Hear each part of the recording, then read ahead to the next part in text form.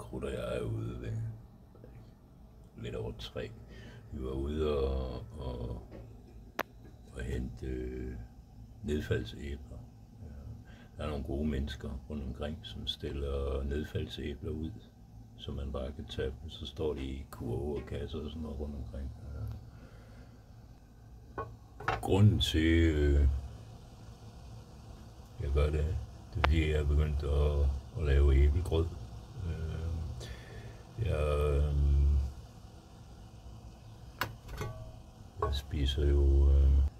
spiser jo havregrød, men det har jeg ikke råd til, fordi jeg har ikke råd til at varme havregrød hele tiden. Så jeg er begyndt at blande kold havregryn med æblegrød og vand. Så behøver jeg ikke varme det, smager vin. Og jeg får det, jeg skal have. Så behøver jeg kun at bruge sprit, når jeg koger grøden i stedet for. Som I kan se, så er jeg rykket ud af det.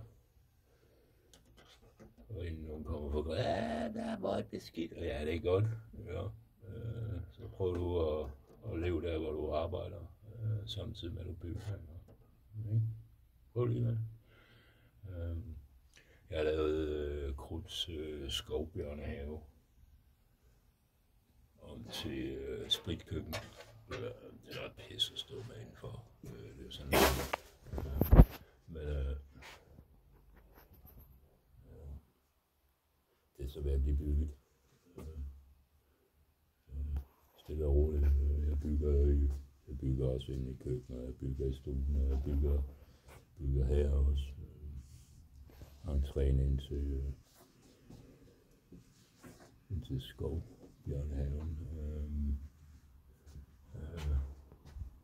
Men der er lang vej, og det er der jo altid. Det synes jeg, bliver jeg aldrig færdig med noget af det, jeg laver.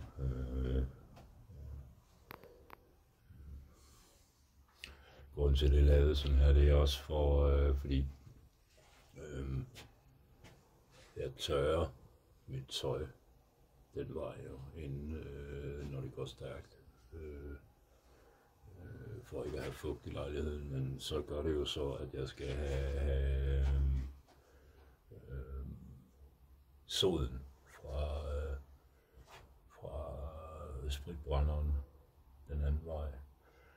Og det har jeg faktisk allerede, det så jeg i nat, at det virker faktisk allerede som rimelig godt, og man har lige lavet det sidste, fordi det kommer jo selvfølgelig også an på, hvad vejen vinden den går.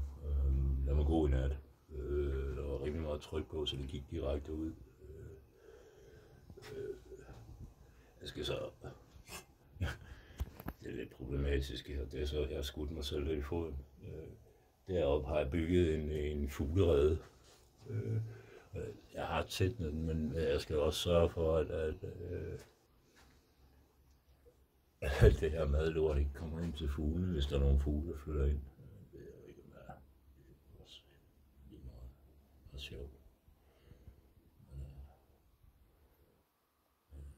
Sådan ser køkkenet ud indtil videre. Men der er lang vej. Det er fint, og tak til en eller anden dame for de æbler, hun stiller ud. De er satme gode, altså hold nu kæft. Altså. Det smager faktisk lidt ligesom de æbler, der var i min mormors baggård. Det er lidt sjovt. Der er mange æbler rundt omkring. Nu er det så lige der, jeg har brugt her. Det er fordi, det er dejligt tæt på. Men altså,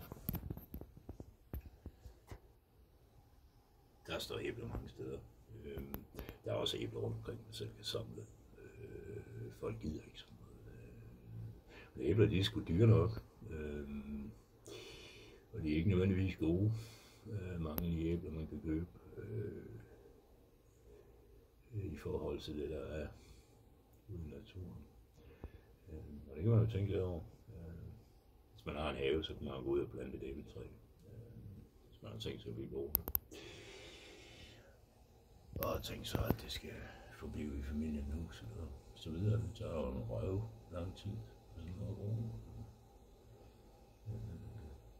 Og ikke ens ved tiden, at man ikke skal gøre det.